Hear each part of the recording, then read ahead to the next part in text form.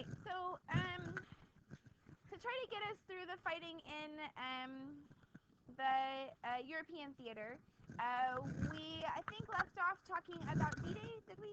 Have we already talked about D-Day and the blow-up army? Okay, great. So first, we're gonna bomb Germany a lot. And a lot more. And we talked yesterday about collateral damage. The Russians are going to begin to make progress. This is mostly because now the Germans are really worried about fighting in a lot of different places, right? They're having to continually rebuild back on the home front because of American bombing campaigns. They know that an invasion is coming at some point in France sometime, and so they're rebuilding fortifications along the French coast. And so although they're not quite yet in a two-front war just yet, they understand that they have to prepare for that. So they're weakening on the Eastern Front, which is how Russia is making so much progress. The Americans are going to take Rome, and shortly thereafter, we're going to begin the D-Day invasion. This is June 6th, 1944. That's probably a date that you want to know because, like, America. It was led by Supreme Allied Commander General Dwight Eisenhower, who talked. One of the things I like about Ike so much, see, I like Ike, that was a campaign slogan, and I appreciate it, was that he really took to heart the enormity of the challenge. And they were estimating that in the first, so a wave is effectively the number of soldiers it would take to march elbow to elbow up onto the beach, like all in one line.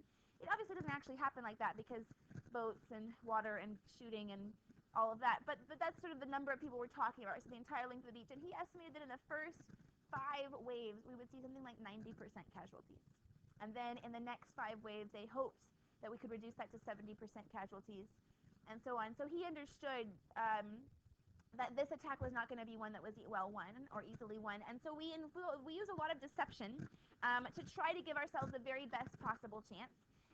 The first of which comes in choosing the location. So we attack, as you know, at Normandy, right? But actually the shortest distance across the English Channel would be at the Pas-de-Calais, right here. And that is where we circulated as much intelligence as possible, counterintelligence that is, to try to convince the Germans we were coming at the Pas-de-Calais. And the Germans thought we would come at the Pas-de-Calais. And here is where General Patton comes back into the equation. Remember how he was relieved from duty for being a bad excuse for a human being? Well, we assigned him to command of a blow-up army. We had literally blow-up tanks, blow-up troop transporters. They looked like cars and tanks, but they weren't. We built big ginormous skeleton barracks. All there were was just a tin outside and then like this really elaborate wiring system within to turn the lights on in different places at different times. There were about 20 or 30 people who were staffed there under Patton, whose job it was to turn the lights on and off and to make up fake radio traffic, to make it seem as though there was an entire division worth of people there. They had these rolly things that in the night they would go out and roll in the dirt to make it look like there were tank tracks that had passed, so that reconnaissance aircraft would make it look as though they were doing these maneuvers and developments and all this business. And it worked. That, along with a whole bunch of counter-espionage, and you understand it's a little bit more of a story than that. But it really worked, and the Germans were absolutely convinced that we were coming at Calais. So convinced that they doubled the fortifications at Calais. It's not that they don't fortify Normandy. Let's be clear. There's plenty of resistance at Normandy, but just sort of like normal level resistance, not the sort of extra fortifications they put at Calais. And when we begin to attack at Normandy on D-Day, the Nazis wait 2 weeks to transfer the entirety of their tank divisions, their panzer divisions, to Normandy, because they're sure that this is just a pretend attack and that the real one is going to come. We're trying to just fake them out, and that the real one is going to come at Calais like any minute now. So it takes them 2 weeks. They bring some fortifications to Normandy early on, but 2 weeks before they bring everything down, because they thought for sure that this was just the fake attack. And again, Patton's presence there across from the Pas-de-Calais was a big part of that, because Hitler's top staff could not imagine that the United States would launch this invasion without their very best general. Patton had done the very best against German forces, and so nobody could imagine that Patton wouldn't lead the army that was going to invade France. And so that was, again, another part of that deception. So we're going to invade at Normandy. Of course, there's paratroopers dropped in behind, and the invasion that comes up the beaches. It's obviously a tough one, but it is a big step forward, because now officially the war is a two-front war, and the Germans are beginning to really suffer from a lack of supplies. They're really good at rebuilding stuff. Oftentimes we would bomb a factory and they would have it back up, or an oil refinery, they'd have it back up within a week or less, sometimes within a day or two. But we just keep bombing them, right? We just continue to do it. We're able to mass produce all of the weapons of war. And the Germans, on the other hand, are beginning to face shortages, right? They have U-boats, but they don't have a big surface navy, meaning that they're not getting a lot of additional supplies. Most of like the oil they're getting, for example, is coming from the Balkans, where they have taken over and are using the oil reserves that are there. So they're beginning to really suffer from these shortages. So much so that when they plan their attacks, they have to think about, well, are we going to have enough fuel to carry that out? And if they won't, they have to think of a different plan. So I feel like it's a little bit sacrilegious to say this, but it's not necessarily that America was just the world's greatest fighting force there ever was.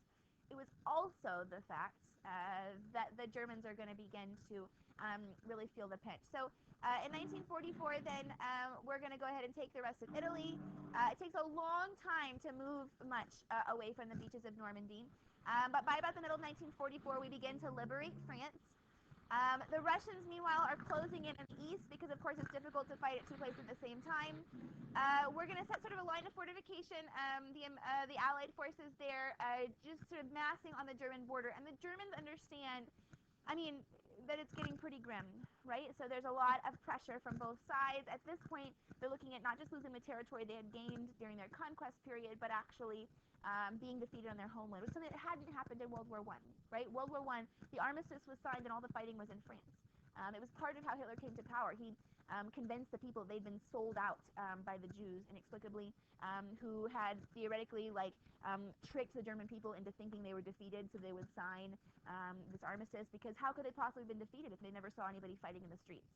Well, knowing that that was part of the rhetoric, it's part of what went into the Casablanca Conference's decision that we're going to fight for unconditional surrender. We will take it to their homeland. They're going to understand that they have been defeated. In any case, so there's an enormous bombing campaign. We're going to take back Belgium and the Netherlands. The Germans are going to begin to concentrate their forces. And the thing about concentrating your forces, like being pushed back to a smaller border to defend, it does make it easier to defend, right? It's easier to defend a smaller border than it is to try to defend along this massive front. So the Germans are getting stronger. You notice that we haven't made a lot of forward progress here in the last few clicks of the mouse. We're going to really be stalling there at the German border. And the Germans then are going to begin a concerted attack. This is known as the Battle of the Bulge. And what they're trying to do, you guys have played Red Rover? Yeah. They're trying to break through the American lines. And if they can break through the American lines, then they can attack both from the front and from behind, right? They could destroy the American advance. Frankly, if it would have worked, it probably would have, at the very least, forced us to super peace, because we were also struggling. We're trying to start fighting in the Pacific at this point. This is a very expensive war to fight. This would have been, I don't know if it would have meant that we would have lost the war. I don't think that's probably true, but it certainly would have changed the outcome. So the Battle of the Bulge is initially very successful. It's called the Battle of the Bulge because the American lines bulge backwards, almost to the point of breaking. If you really like World War II history, you can read a book called The Battled, Bastards, which I won't say out loud, of Bastogne, which is one American outpost which is stuck at this little town of Bastogne. And they're completely surrounded, and they're asked to surrender by the German commander, and it's like famous. The American commander sends back, his only reply is nuts. And he's like, I'm not going to surrender to you. And they stay there, and they manage to last, right? They're defending kind of with their backs to the wall, almost literally. And they manage to hold that long enough for the Americans. So then the Americans bring in reinforcements. The Germans probably could have won at the Battle of the Bulge, except for that they had to take a one-day pause in order to resupply. They had run out of fuel, and so they had to wait for more fuel to be brought to the front lines. And that one-day pause was enough for the Americans to regroup and fortify the place where our lines were about to break, and manage to sort of save that process. So then after that, in 1945, it's really just a matter of time. And so then towards the end of 1945, well, I guess towards the end of the summer. So in May, the Americans are going to meet up with the Russians. The Russians actually are going to take Berlin, which is kind of a point of consternation for some of us during the Cold War. So the Russians are going to take Berlin. Of course, the entire way the Americans are liberating concentration camps. One of the things Eisenhower does, another thing I really respect about him, they liberate this concentration camp. They realize that it's a death camp. I can't remember which one it is exactly. But in doing so, they have all of the horror of the death. He brings every single American soldier who he can spare. Right at this point, the war is being won, so they don't necessarily need to be fighting at the front at all times. He has tours of Americans brought to this camp and says, no, every single boy needs to know exactly what they're fighting for, and he has them brought through. and helps. And so each one of them, as they come, they tour the camp and they have to help rebuild something or put up a hospital tent or whatever it is. And then he brings all of the townspeople from the German town nearby and forces them to go through the camp and to see what exactly it was that they were allowing to happen or sort of tacitly accepting. And so in that way, Eisenhower's words, I think, are prophetic, because there are people these days who would like to say that the Holocaust did not exist or was like a figment of people's imagination or was made up.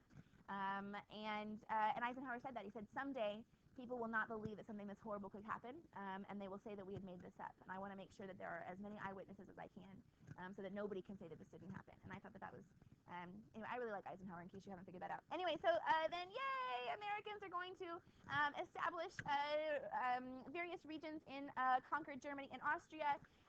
The allies we like, the Americans, the British, and the French, are going to mostly work together in their control of Western Germany, while the Russians are going to keep their control of Eastern Germany and not be super friendly to the United States. And we're going to talk about that story after this exam. Yay, there's the end. Okay, so War in the Pacific then is going to go, here's like a super quick version of this story. So first of all, immediately after Pearl Harbor, we know that the Japanese are going to attack throughout the Pacific. The Americans in the Philippines are going to hold on for about a month. But they're unable to be resupplied or supported because our Navy has been destroyed as well.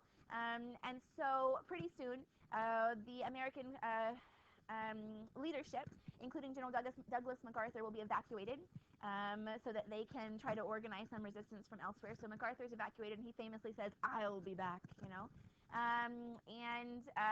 That's not originally a Terminator line. That was actually Douglas MacArthur. So he's evacuated. He goes to Australia, tries to figure out what to do. And meanwhile, most of the American troops who are left are going to be forced on the Bataan Death March, which is up the Bataan Peninsula in the Philippines. One of the things that we're going to see are that the Japanese treat their prisoners of war pretty horrifically. Did Dr. Kramer, there you go. Did he speak to you guys at the Bush Library Research trip? Yeah. Okay. So was it a story about the American prisoners of war at Herne? I mean, the German prisoners of war at Herne. Good. So you know that we treated prisoners of war reasonably well. I mean, they're still prisoners, and there's all of that. But the notion was, as Dr. Kramer likes to repeat, you know, that they'll write home telling how good that they're being treated, and maybe the Americans will be treated that way.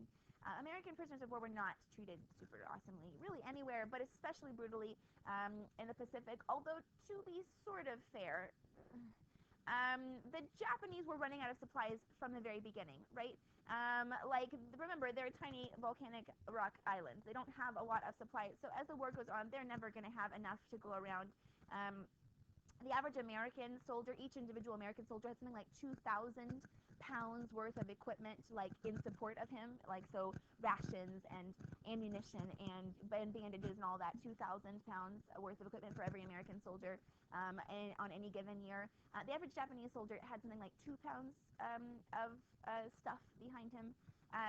So the Japanese were definitely running out of stuff. So when we talk about like starvation conditions, those kinds of things, part of that might have been that the Japanese didn't have enough food to feed their own soldiers, much less to try to provide for the prisoners of war. So maybe we can sort of give that to their credit. But also, there was torture and incredible brutality along the way. So the Bataan Death March then is an example of that. They're given no rations as they march, you know, in this incredible heat. Anyone who falls behind or is too slow is shot on sight. And of course, when they get to the prison camps, then they're going to be sort of abused there as well. The Japanese are going to advance.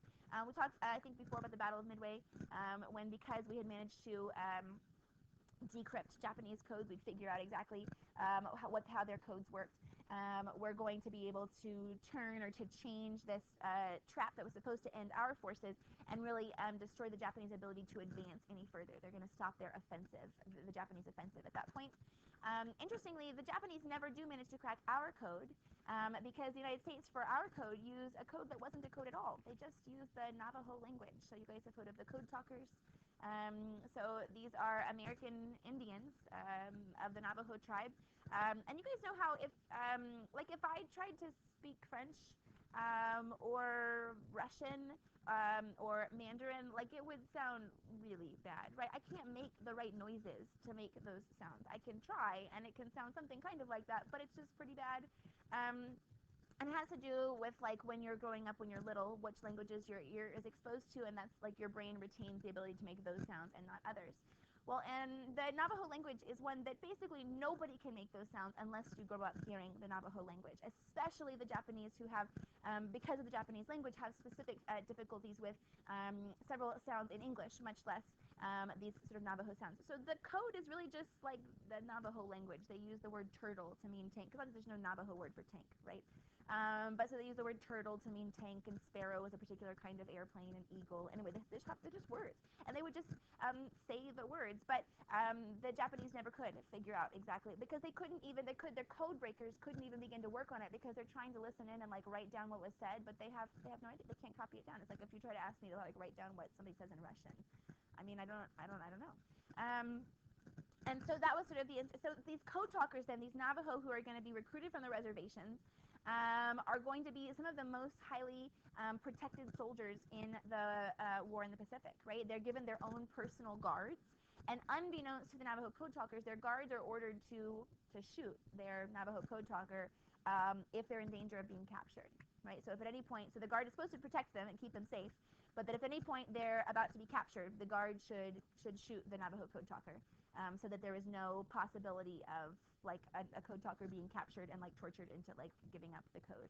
And so the Japanese never do know what it is that we're about to do, but we always, throughout the entire war, we were able to understand what the Japanese were going to do. We did eventually break the German code. It required the use of an Enigma machine, but it takes us much longer in the war to figure that out for the Germans. But for the on the Pacific, we had the code from the beginning. So then we enter the stage of island hopping, which means two things. First of all, it means that we're going from island to island, taking places that are chosen to be like strong defenses by the Japanese. So we're not going to be able to take it, directly to the Japanese. We've got to sort of go and take each individual island as it comes. But it also means that we don't focus on every single tiny island, because if you ever looked at a map of the Pacific, there are a lot of them. But that we're going to bypass some islands that, in our judgment, have no strategic value. So if there's no reason that we need that island, like it's not going to be a problem for us, the Japanese are there, then we'll sort of leave it alone and we'll bypass it. But there are some bad choices that are made. Not like there's this protracted battle of Peleliu, which is a small series of islands, and it's incredibly bloody, comparable, for example, to Iwo Jima, which is going to come later, right? So major losses. It was very hard fought, and most modern military historians argue that Peleliu was one that we could have skipped. But again, it's hard to know that in the heat of the battle. And so if you are interested in World War II and interested in soldiers' perspectives, there's a book that I have here, and I would be happy to loan, or you could get it for yourself, called With the Old Breed. And it's written by a man who was a recruit into the U.S. Marine Corps, and it's about his experiences in the Pacific. And I have read it, and it's shocking. But that I have also, like through some of the work that I do with History Foundation, have talked to veterans of the war in the Pacific who have read it and said that this is the closest they could possibly get to explaining to you what it was like to fight in the Pacific. So it's graphic, but in a sense that it describes sort of the brutality. It helps you to understand how Americans can commit some of the atrocities that we did, right? So things like killing the few Japanese who would be like willing to surrender and just sort of murdering them anyway. Americans would take trophies, so they'd like have like Japanese people's ears, or like fingers that they would like cut off and string and like carry them around their necks as like, look, I just found, killed this person or whatever. Those kinds of pretty rough things that you're going like, how could these nice American people, how could that happen? And the book, I think, does a decent job of explaining how that all worked. And to me, it was actually enlightening also to think about the way that war turned out in Vietnam, which was much later, not the same conflict, obviously, but a similar dynamic, I think. Anyway, so if you're interested, With the Old Breed, it's one of the most powerful books about this topic that I've ever read. Anyway, so island hopping is going to go on. In 1945, we're going to have managed to sort of hop our way back to Iwo Jima. And the really important thing about Iwo Jima is that it's the last island before the Japanese home islands. And from Iwo Jima, we could have fighter pilot support for our bombing missions. So throughout the war, I mean, you guys have seen Pearl Harbor, the movie, right? I mean, it's approximately 15% accurate. But have you seen the movie? But you haven't seen the movie? Oh my gosh. We need to see it. I mean, it's a pretty good movie, but it's not particularly accurate. But anyway, we need to see the movie, and you need to see the movie. But it's sort of at the end after Pearl Harbor, they do this Doolittle raid, which that's way back in 1942, and they take this like single American aircraft carrier and they sail it just past Midway Island, like in total radio silence. And they have some bombers who have been like completely stripped down. They have no armor, they have no anything except for bombs and like 500 bazillion cans of fuel. And they fly from way out here over to Tokyo, and they're going to drop their bombs on Tokyo, kind of like as a FU to the Japanese. We have no ability to back it up in any way, shape, or form, but we're trying to like bomb some of their factories to show that we are going to get back at them eventually. But there's not enough fuel for them to turn around and go back home, so they had to crash over mainland China. That was the plan, was to crash over mainland China and hopefully find the Chinese resistance, Chinese nationalists. But in fact, almost all of them are captured by the Japanese, and they end up in prisoner of war camps or are killed. But anyway, so ever since then, as soon as we possibly could, we've been launching bombing raids over Tokyo, firebombing raids, most of them. So they use napalm, and I don't know how much you know about Japanese architecture, but it's mostly wood and paper. So the firebombs were incredibly devastating. These are going to affect, again, Japan is a fairly small chain of islands, so their even if we were targeting war factories, it's going to burn up the entire city as it is. People will try to flee from the firebombs by running into like lakes or ponds, and they'll be like boiled to death basically, because the heat from the firebombs is so intense that even being in the water isn't enough. It's pretty awful, right? The sort of techniques, but it was sort of like the decision of the Union Army towards the end of the Civil War, right? That we want to completely destroy the Japanese will to fight. There was this notion that they were being savage to us. They were, all kinds of suicide attacks. There were, continuing to fight and kill American soldiers even when there was no possible gain for them. We talked about why that was. Anyway, so pretty rough stuff going on. So the point of Iwo Jima is that it would allow for us to have fighter pilot support. So many bombing missions, they would be shot down because the fighter pilots have much smaller fuel reserves, right? They can't fly as far. And so the fighter pilots could fly with the bombers for a while, but by the time the bombers got to Japan, they were on their own. They would often be shot down. So once we took Iwo Jima, we would be able to support our bombing missions with fighter pilots, which would be a nice thing. And then after that, the Battle of Okinawa is sort of part of the Japanese home islands. It depends on who you ask exactly. It's sort of very far out on the chain, but it's kind of sort of part of what we consider the Japanese home islands. And so and Okinawa would be the base that we would use to launch an invasion of Japan itself, right, to launch that campaign. Okinawa is one of the bloodiest battles because the Japanese also know that this is the point before they would be invaded on the home islands themselves. But it's interesting that unlike most of the other attacks in the Pacific, where the Americans would be shot at from the moment they tried to get on the island, right? The amphibious part was very dangerous and very difficult. They walked ashore on Okinawa. Like, there was nobody shooting at them, and everyone was really disconcerted by that, and they should have been, because the Japanese were basically waiting to draw the Americans into traps so they could just sort of massacre them in that way. So Okinawa was a really difficult battle. And when we take it then, we're in the middle of the summer of 1945. So Victory in Europe Day has already been declared VE Day in May of 1945. And so now VE Day has been declared, and we're trying to figure out what to do next. And the big controversy comes in this question of, well, what should we do? By the way, FDR is going to die. He has probably a brain aneurysm. And he will die suddenly. Truman, then his vice president, becomes the president. Truman is then informed of the Manhattan Project and the nuclear bombs that we've been developing, and he's told we have 2 of them ready. They actually have 2 different designs because they hadn't figured out which one was best yet. Fat man and little boy. Should we use them is the question. And Truman decides yes, we should, and his logic was, well, there was other options. So we could have just told the Japanese about the bombs and asked them to surrender. Then, and maybe they would surrender. We would have to use the bombs. Or we could have done a test demonstration. We could have blown up, over the Pacific somewhere to show the Japanese what we have, and then ask them to surrender. But he decides that both of those ideas are not good because, number one, we don't want the Japanese to begin developing our secrets. Also, between you and me, we don't want the Russians to begin developing nuclear weapons. Like, we don't want them to know about what we've got. And then if we tried to do the test bomb, that would leave us with only one left, right? And he was worried that only one bomb on the home islands wouldn't be enough. So they decide to drop the bomb first on Hiroshima. So they just first drop the bomb on Hiroshima, August 6th, I believe, 1945. And just 3 days later, they drop the second bomb on Nagasaki. And that's also a bit controversial because, I don't know about you, but nuclear explosions tend to destroy all communications, right? So we would probably needed more than 3 days to even understand what had happened there, right? That this was much bigger than a regular bomb, that this was different than the kinds of campaigns we had been done, that this was something serious they maybe should consider surrender. Like, some people argue we should have waited maybe more like a week or something like that to give the Japanese enough time to really figure out what had happened and maybe choose to surrender. Other people fault our unconditional surrender policy.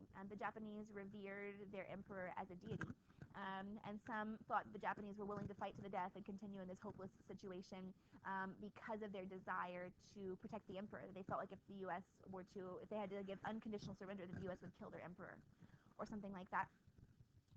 Meanwhile, the Americans are estimating that an invasion of the Japanese home islands would have like cataclysmic casualty levels, right? That the number of both American soldiers and Japanese civilians who would be killed in this process would be so huge. And so that's how Truman justifies the decision to drop the bombs. He says, look, we've got to do whatever it takes to make sure we don't have to invade Japan, because that's going to save our lives and it will save their lives. We've got to do whatever it takes. And so the justification given behind dropping the two bombs so closely together was that we wanted the Japanese to think we had lots of bombs, that we could afford to do this all the day long, right? We only had two. We probably could have had a third in about another month or so, and then bring them on to production after that. But we only had two, but we wanted them to think that we had more, and so we wanted it to look like, well, we could just keep doing this however long we want to, so that they couldn't say, well, they only had one, they don't have another one, we don't have to actually surrender. So then, August 9th, 1945, we dropped the second nuclear bomb on Nagasaki, and the Japanese promptly surrendered. The United States requires, as part of the terms of surrender, for the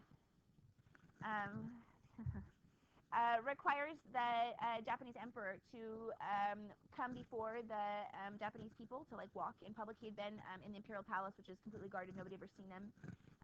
He had to walk, he had to be in public and give a public address over the radio, and the Japanese people had never heard his voice before, which is a big deal. We wanted them to know he wasn't a god.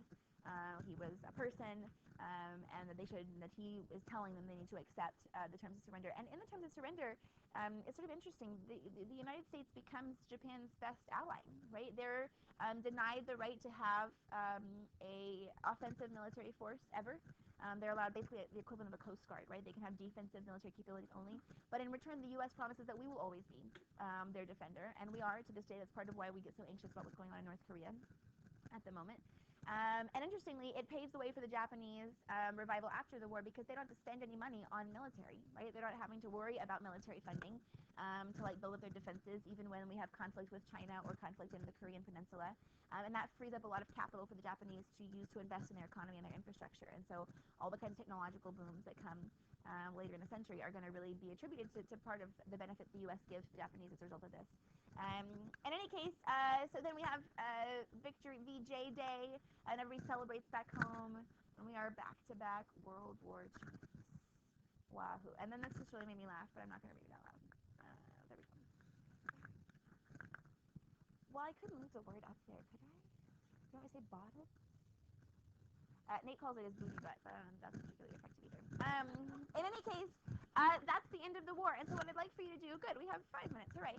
What I'd like for you to do is somewhere on something you can turn in. This is not you don't have to be stressed in a grade version, but something I want to be able to see. Again, scrap paper is probably fine. You probably only need half a sheet here. I'd like for you to write like a sort of paragraph worth of an essay. If the prompts were, as we discussed yesterday, what was the effect of World War II on the American home front?